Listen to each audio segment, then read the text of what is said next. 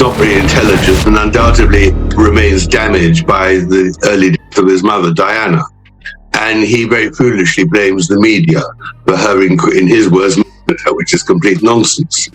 But I think he loved the adulation. He loved it when he was being praised, especially when he was a soldier. But then he became criticized, firstly because he became drunk in public.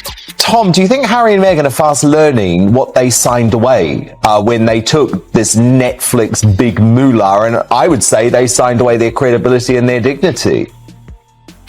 Well, that's our view, but it's not theirs. They need the money, and they need it now more than ever because they've got no other source of income. So I think they're just stuck with the devil now. They're tied to Netflix, they're tied to their book, and all the criticism they're going to take means nothing because that's the only way they can earn their money. No, I choose people who don't want to be written about on the whole, whose lives are shrouded in mystery, and they want to hide their secrets. And I just love digging away to find out what they don't want us to know. Had you hoped your children, Archie and Lilibet, would have had that you think they won't be able to now with this decision? Well, for a start, the only time that I've come back to the UK is sadly for funerals or court cases. Meghan, the Duchess of Sussex, is marking her daughter Lilibet's 4th birthday by sharing some personal photographs. A rare sighting of a little girl seen in this picture with her father, Prince Harry, and now her mom. The child's face is partially covered as the royal couple is known to fiercely guard the privacy of their 2 children. On Instagram, Meghan wrote, "Happy birthday to our beautiful girl. 4 years ago today, she came into our lives, and the day is brighter and better because..." Oh, you're not ready for this.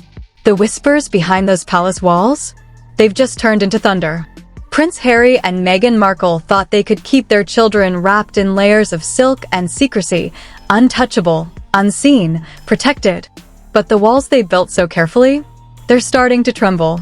And what's about to pour through those cracks could change everything. Tom Bower. Yes, that Tom Bower. He didn't just drop a casual comment. He lit the fuse on what might be the most explosive royal scandal of this decade. With a few carefully chosen words, he unleashed a tidal wave of questions no one dared to ask out loud. Bloodline, legitimacy, DNA. Words now echoing through silent corridors, bouncing off gold-framed portraits of monarchs who ruled with iron smiles.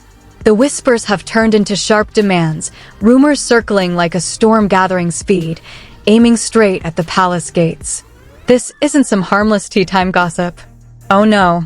This is a royal reckoning in the making, one with the power to shake the crown to its core. So don't blink, because what's coming isn't just scandal, it's history ripping itself open.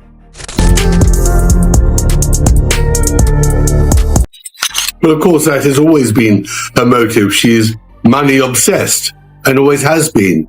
And that is why she married Prince Harry. Her great surprise and disappointment was to discover that Prince Harry had very little money. She imagined he'd be worth hundreds of millions, if not billions. And she's having to make up for it now. I can't see a world in which I would be bringing my wife and children back to the UK at this point. And the things that they're going to miss is, well, everything. You know, I love my country. I always have done. Despite what some people in that country have done. So, you know, I miss the UK. I miss parts of the UK, of course I do.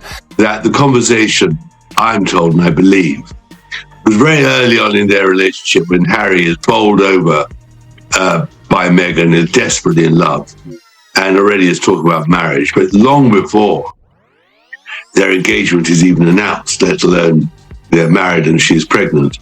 And he's sitting in Clarence's house with then Prince Charles and Camilla. And Camilla just laughingly says, well, any child you'll have will probably have brown skin and ginger hair. The Queen and the Duke. Yes, and we just bumped into the Duke as we were walking by, which was so nice. So it'll be a nice moment to introduce the baby to more family, and my mom's with us as well. So it's been a really... Here we go. Another. And just when the world thought Harry and Meghan had finally slipped into silence, bam. The spotlight swings right back to them, burning hotter than ever. But this time, It isn't about palace whispers, streaming contracts, or tell-all pages dripping with controversy. No, this time, it cuts far deeper. This time, it's about their children. Tom Bower has done it again. He's tossed a match into a room soaked in royal gasoline. He's not just gossiping, he's questioning the very foundation of Archie and Lilibet's bloodline. I know. Breathe. And before anyone writes this off as some reckless rumor, here's the chilling part. These claims come with years of quiet digging, unsettling timelines, strange gaps, and little cracks in the fairy tale that never quite sealed shut. The couple who once vowed to protect their children at all costs are now facing the cruelest twist imaginable. Their children have become the center of the storm. The shield they built so carefully? It might just be the blade now pointed straight at their throne of trust. I think Tina is a great journalist, and perhaps she has inside information. I don't see how the Sussexes can give up both the Netflix and the book deal. They won't be living in a Monteceto cottage. They're more likely living somewhere in downtown LA, in a little hovel. That's their problem. They're stuck now. But, the truth is about them. Then he wore a Nazi uniform at a party. Then he was wearing absolutely nothing in the nude at the party in Las Vegas. And he couldn't cope with the criticism because, in his view, he is a target. And it didn't help. His telephones were hacked by News International Rupert Murdoch's group here in London. Feel about your relationship with your brother now? I think she would be sad. I think she'd be looking at it long term to know that there are certain things that we need to go through to be able to heal the relationship. I have felt the presence of my mum more so in the last 2 years than I have in the last. And let's stop sugarcoating it. This isn't about petty palace squabbles or outdated royal traditions anymore. This is the question that's slithering through drawing rooms, podcasts, and tabloid headlines like Smoke in a Locked Room. Who exactly are Archie and Lilibet? For any ordinary family, it would be offensive. But for Harry and Meghan, a couple who've turned their personal lives into polished, marketable narratives, this question slices right through the glossy surface. Tom Bower isn't just hinting at whispers of surrogacy. No, what he's suggesting feels bigger, darker. It's the kind of secret that doesn't just ruin reputations, it shakes dynasties. And in the royal world, bloodline isn't just a technicality. It's the spine of the crown. If what Bower is implying holds even a flicker of truth, this isn't just a scandal. It's a direct strike at the very foundation of the monarchy itself. Harry, once the cheeky prince adored around the world, is now trapped in a nightmare. Tabloids devour him, memes mock him, and whispers paint him as either naive or deeply complicit. Reports from Monteceto paint a grim picture. Harry pacing halls like a man cornered by his own past, snapping at staff, clinging to every headline like it's oxygen. The irony cuts like glass. The very man who once championed mental health is now unraveling beneath the weight of secrets that won't stay buried. Meghan, though, is playing an entirely different game. No trembling lips, no camera-ready tears. Just pure calculation. Legal teams on high alert. Cease and desist letters flying like daggers. But here's the cruel twist. Every time she tries to shut it down, the noise only grows louder. The internet is dissecting every photo, every date, every carefully staged bump and blurred timeline. The fairy tale glow now looks rehearsed. Too perfect. Too cold. Critics say they could have silenced this storm years ago. Instead, they built a fortress of secrecy. And now that fortress is cracking loudly and publicly. Whether Bower's allegations are fact or fiction almost doesn't matter anymore. Their silence is doing all the talking. And Bower? He's no tabloid amateur. His pen has exposed royals before, and disturbingly often, he's been right. That's why the world is leaning in. Because when he speaks, scandals don't just make noise, they explode. And then there's the most unsettling red flag of them all, the children's distance from the rest of the royal family. Think about it. William and Kate's children are front and center, family portraits, balcony waves, warm moments with the late queen. But Archie and Lilibet? Shadows. No shared smiles, no candid hugs, no cozy royal memories. Some say it's a coincidence. Others think the palace itself is quietly keeping its distance. Either way, those empty photo albums speak louder than any press release. If surrogacy was used, that's personal. But if outside donors were involved, that's a royal earthquake. Because the monarchy stands on one fragile thing, bloodline. And when that shakes, the entire crown trembles with it. Bauer has lit the fuse. And this isn't just another tabloid headline. This is the kind of storm that can rewrite royal history, erasing names, titles, and legacies in one devastating blow. And here's where the story stops simmering and detonates. Silence. Not a word from Harry. Not a denial from Meghan. No DNA tests. No legal clarifications. Just a chilling, calculated void. And silence doesn't smother flames, it feeds them like oxygen. It's what turns a spark into a wildfire. People are asking the obvious question now. If there's nothing to hide, why not prove it? And as that old Oprah interview clip resurfaces, dissected frame by frame on every platform, the noise reaches a fever pitch. What started as a whisper has exploded into a global debate, with hashtags trending, primetime anchors raising eyebrows, and millions demanding one thing: the truth. Their refusal to address it isn't calming the storm. It's supercharging it. And then comes the cruelest twist of all. For Harry, fatherhood isn't just a subplot, it's his redemption arc. He's built his entire post-royal identity on being a father, on saying how Archie and Lilibet gave him purpose, grounding, a reason to fight. But critics are twisting that love into a knife.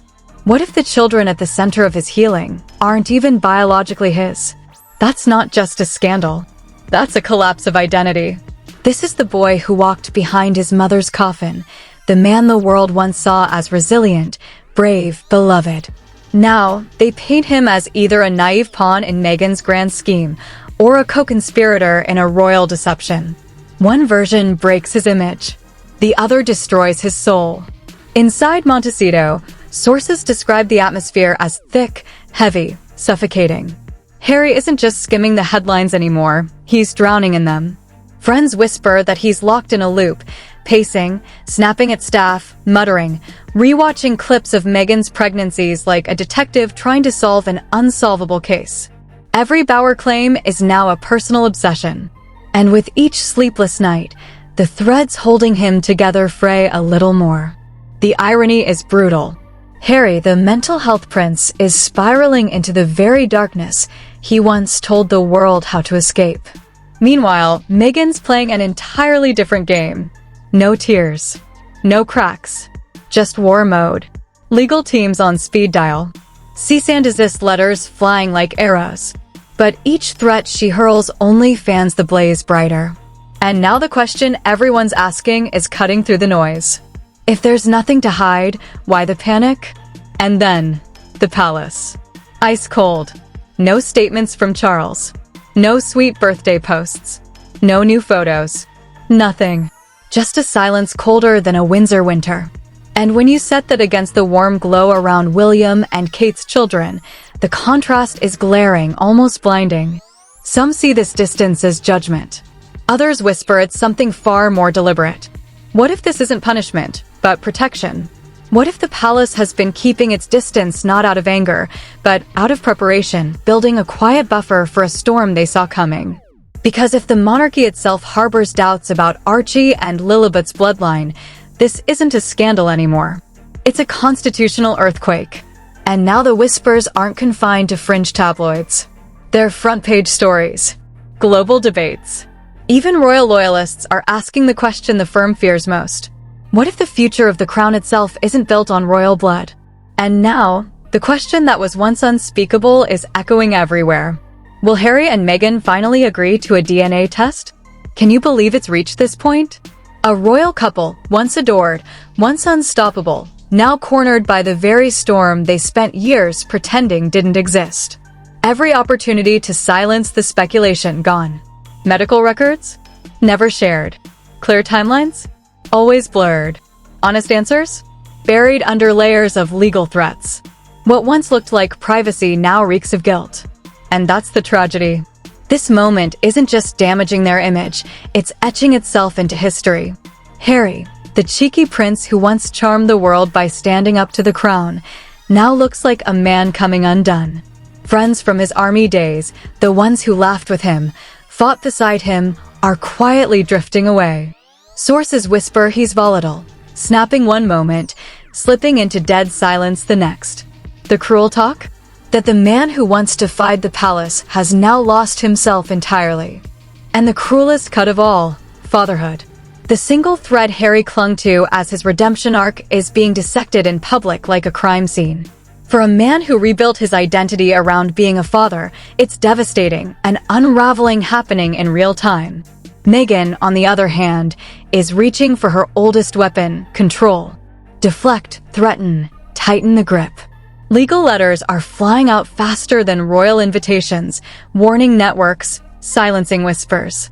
But here's the thing no legal team can fix: moral doubt. It sticks. The world remembers the Netflix docuseries, the soft lighting, the curated angles, the speeches about breaking cycles of pain. They sold transparency. And now, they've turned their story into a fortress of steel. That hypocrisy isn't just visible, it's screaming. And the palace? Their silence is louder than any statement. No senior royal has stepped forward. No subtle gestures of unity. Just an eerie, calculated retreat. Insiders say King Charles has been warned. Even the smallest show of support could ignite a constitutional inferno if these rumors ever harden into facts. Behind closed doors, the chatter is real, legal teams whispering, advisors gaming out the worst-case scenario, even murmurs about the line of succession if the unthinkable is ever proven. No press releases. No smiles. Just the sound of history shifting beneath their feet. And so the question grows sharper, colder, impossible to ignore. Is Harry the pawn in Meghan's grand design, or the architect of a scandal that could rewrite royal history? Who exactly are Archie and Lilibet? This won't fade with time. It's not a headline anymore. It's a wound that will fester in the heart of the monarchy until the truth finally breaks through the silence.